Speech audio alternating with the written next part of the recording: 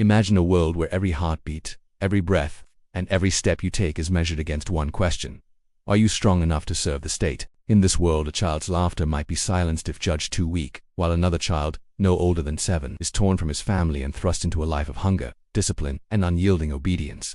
This was Sparta, a city that raised warriors as its greatest treasure and demanded the lives of its sons in return. The Spartan warrior was not born. He was shaped, molded, and hardened by years of relentless training until his very identity was bound to shield, spear, and discipline. To understand them is to step into a society unlike any other, where freedom meant obedience and weakness had no place.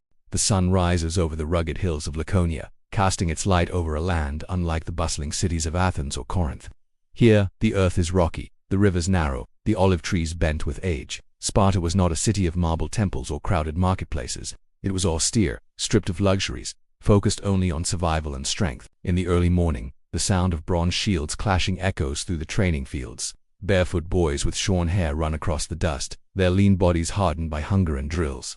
Men stand in formation, spears gleaming in the sunlight, their crimson cloaks rippling in the dry wind. And somewhere, within the heart of the city, mothers watch silently, knowing that their sons belong not to them, but to Sparta itself. Sparta was unlike any other city in Greece.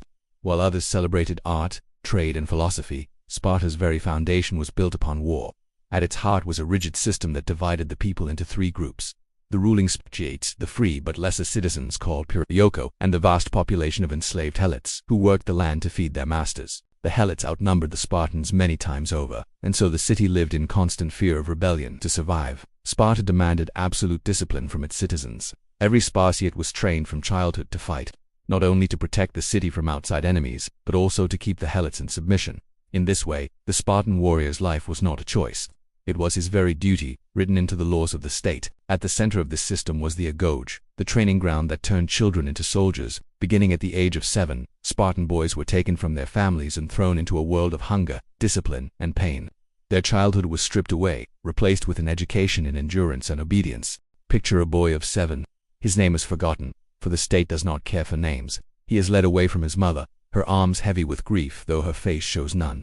For Spartan women were taught to be as unyielding as their sons. He is placed among dozens of other boys in the Agoge. The first lessons are simple: how to march, how to obey, how to endure. He is given one cloak to wear through winter and summer alike. Shoes are forbidden. His bed is nothing but reeds pulled from the riverbank. If he is hungry, he must steal food, but if caught, he is beaten mercilessly, not for stealing, but for failing. The years pass and the training grows harsher. The boys are taught to wrestle until their bodies bruise, to fight with wooden swords until their arms ache, to sleep in the cold without complaint. They march for miles, learning to silence their pain. Their voices are trained to sing war songs, deep and rhythmic, to bind them as one. At 12, the boy learns that trust is earned only through strength.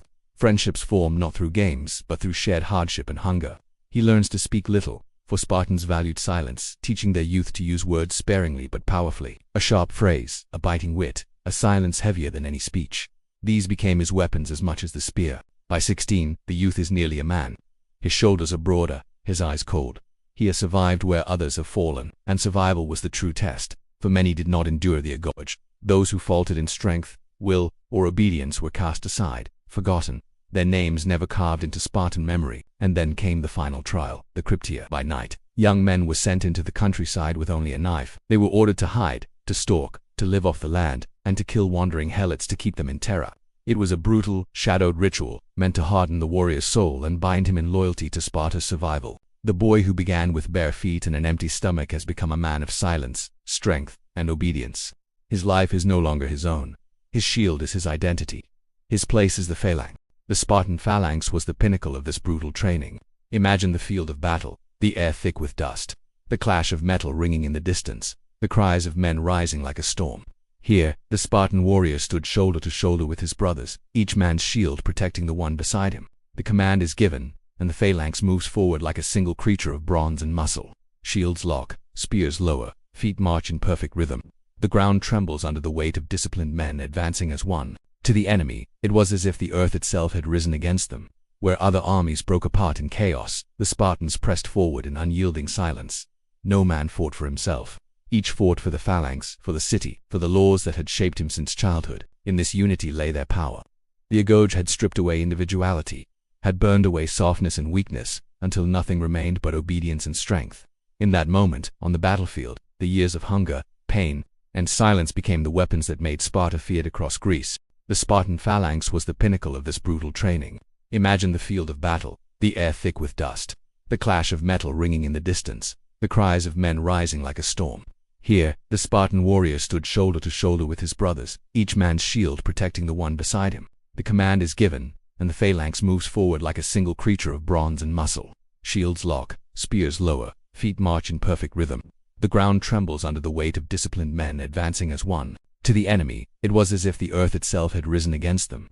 Where other armies broke apart in chaos, the Spartans pressed forward in unyielding silence. No man fought for himself. Each fought for the phalanx, for the city, for the laws that had shaped him since childhood. In this unity lay their power. The Agoge had stripped away individuality, had burned away softness and weakness, until nothing remained but obedience and strength.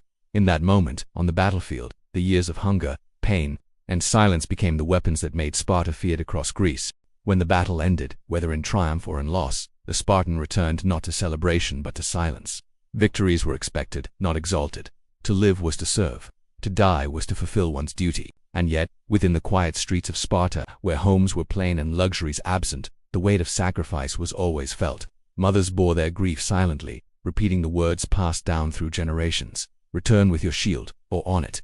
A warrior who fled battle was no longer a Spartan. His name was erased, his honor destroyed. Those who endured carried with them the scars of training and war, but also a pride known only to them. They were not poets, not builders, not traders. They were something else, the embodiment of discipline itself. Their city stood, generation after generation, because its sons had been forged into unbreakable steel. The story of the Spartan warrior is not one of glory or freedom, but of sacrifice. Every step of his life was dictated by duty. Every breath was weighed against the survival of his people.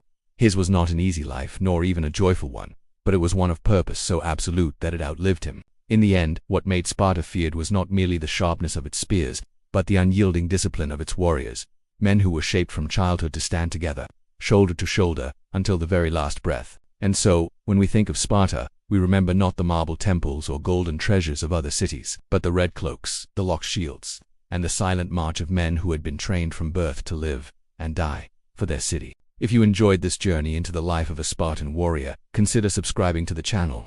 There are many more stories from the shadows of the ancient world waiting to be told, and I'd love to share them with you.